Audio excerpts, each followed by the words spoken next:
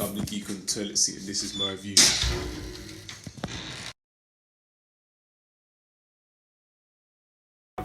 The Geek on the toilet seat, reviewing Absolute Carnage 1, Avengers. So it's a great comic.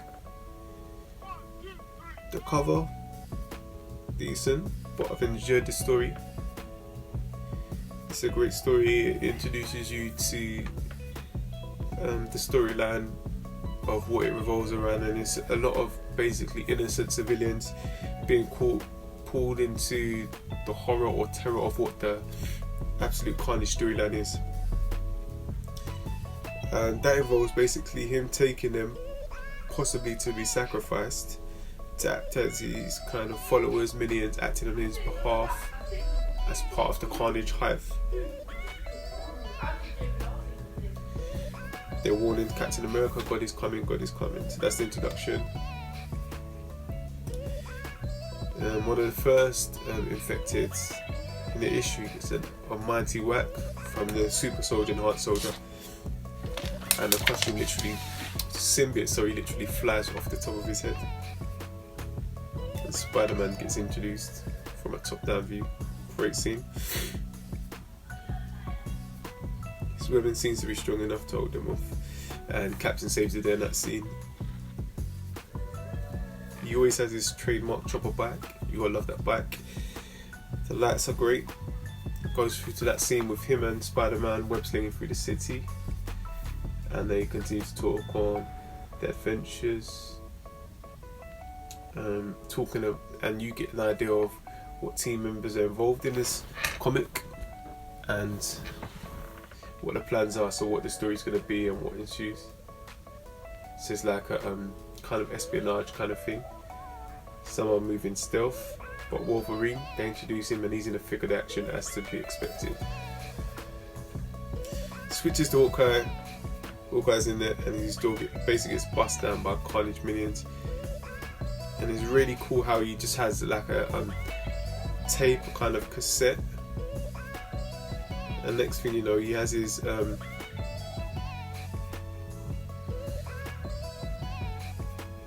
bow and arrows on him. It's good. So as I said, he's got a tape cassette looking thing. I haven't identified what it is. I'm assuming it could be a phone, but it looks really cool. So he basically takes out all of them. He's got no choice, demo him, he takes them out. Flip to the next scene, daytime, we're at Yancey Street, home to Fantastic Four, introducing the Thing. We get more an idea of the plans and how they're going to go further and go to the next part of their mission.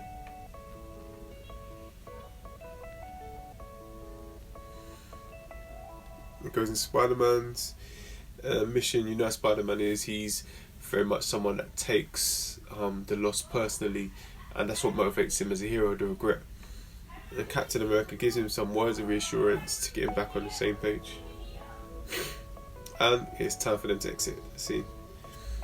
Now we go back to Hawkeye and they're still resuming the scene where he's basically set them all on fire with an explosive arrow. Goes at stealth, shows out one of his more non-lethal tricks and gets out of there. He now begins his solo mission because he's on his own.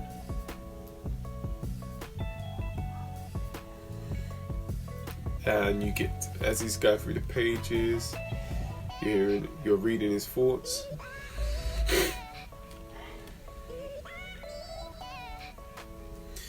And the mission really revolves around a symbiote beacon.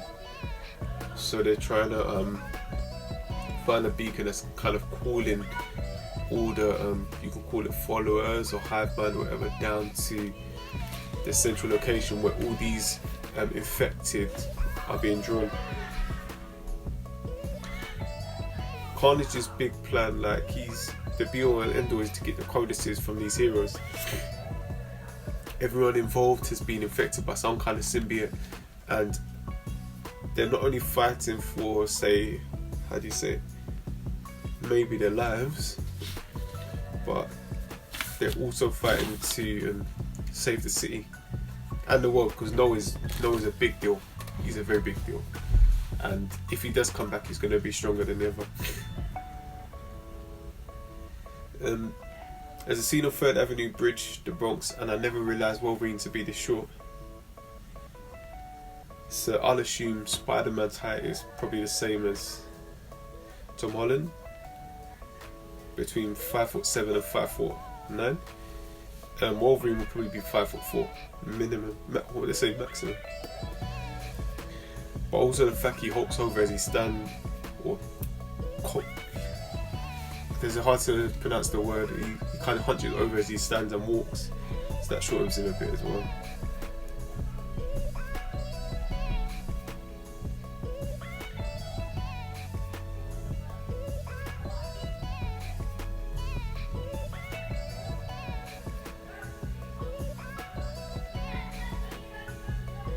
So now we go on to Captain America's thoughts, and it's beautiful. In the thick of action, you get his thoughts and his message of hope. As he's fighting with that kind of spirit, all is not lost. It flips to Hawkeye, back to his kind of thoughts and his process as he's taking on the symbiotes, or infected, should I say. Intensity heats up. The Thing leads the battle because obviously he's the biggest guy, so he's gonna just pummel and tower through all of them, and they will follow. Hawkeye finds a clown. This is where things get crazy. There are probably maybe 1,000. The beacon is huge. Then it refers in a yellow part to Venom Lethal Protector, talking about the underground city beneath San Francisco.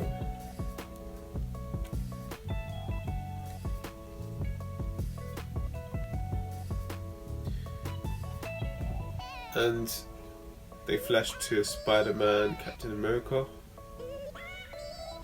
That Hawkeye does something crazy.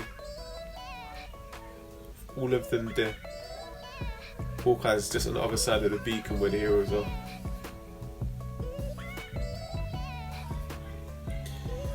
Due to this keen senses of Wolverine, they managed to find who is the key to the beacon.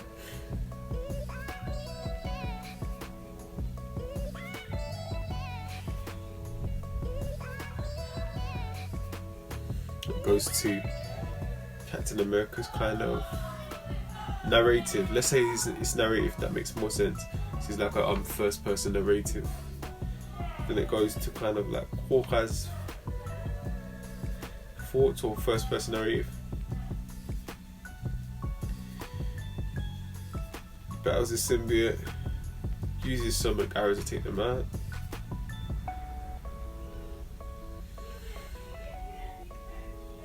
And Wolverine is intent on just killing this guy to end the hype. Spider-Man calls him out, and he talks about little man syndrome, which is hilarious. He said he's getting bagel boss bad.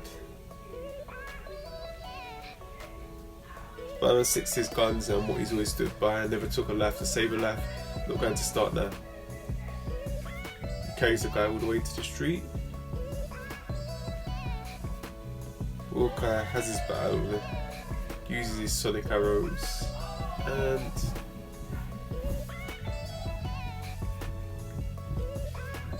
makes it out of there somehow.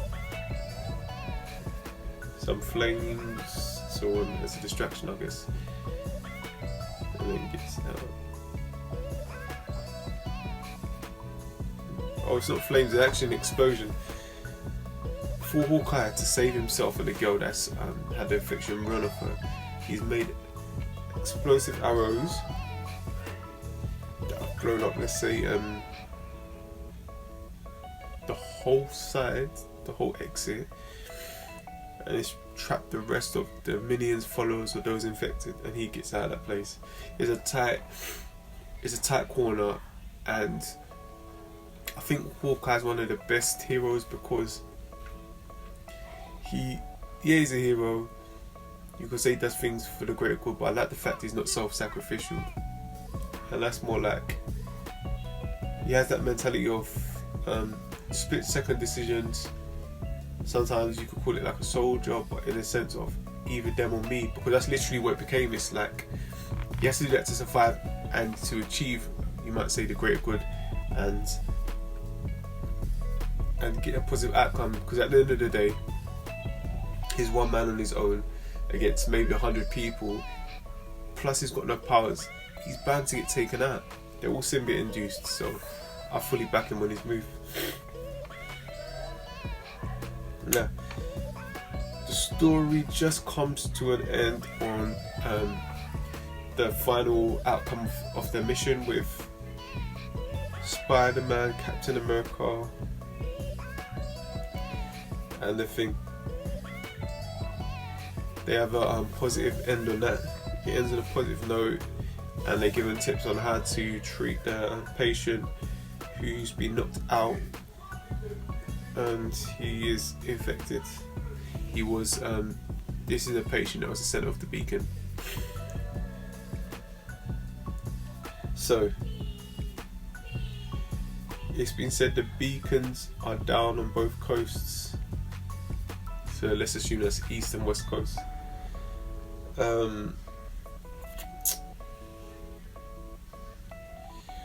Hawkeye knows what he's had to do, and he does not want to answer the phone to answer. It ends there. You get another emphasis on how short and diminutive Wolverine is next to Cap, and particularly the Thing. Spider-Man's really well drawn. I love the edges are to emphasize his sharp, lean, very cut physique. And we're in the page saying to be continued in Venom 19. So that's Absolute Carnage 2019 #1. It's a great comic, man. It was entertaining. It covered two separate sides of stories. Hawkeye did what he had to do to get done to survive. He's one man on a solo mission. Captain America, as they refer to him, as the Boy Scout, leading the boys, getting a successful mission. But we know, looking at two sides of the story, things don't always turn out that way. And I love that fact that with Hawkeye you get a more realistic view on life, let's say life, death and losses with these kind of conflicts in the superhero world and comics. He's more relatable, he's more of a human than, say, when you're looking at Captain America or we're looking at the ideals of Spider-Man and so on. Some things are not really.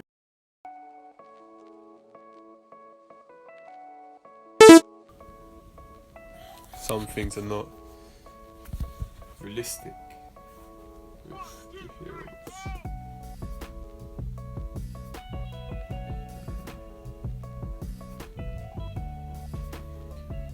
Looking at the ideals of Captain America.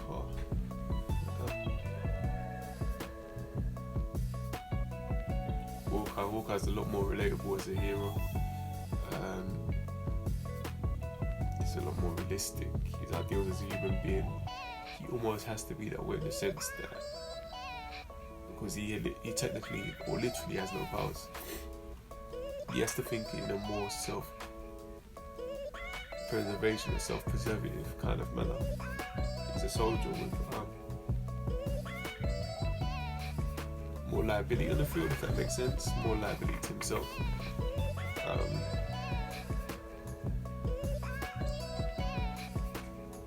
But really, like, even though it's, yes, heroes are Captain America, Spider-Man are very idealistic, I do enjoy what you do get to see in their worlds in terms of like what they bring to comics and what superheroes bring as a whole. It's just ultimately that, although I do enjoy them, the preference completely for me is Hawkeye. The guys that are more like Hawkeye because it's more realistic, more relatable. You know. Absolute Carnage, I've really enjoyed the comic, and for me, I definitely rate it highly. It's my it's a great story, and I can't wait to see what ensues as the next parts of the series. Let's see from there, because it's constantly kept me on my toes.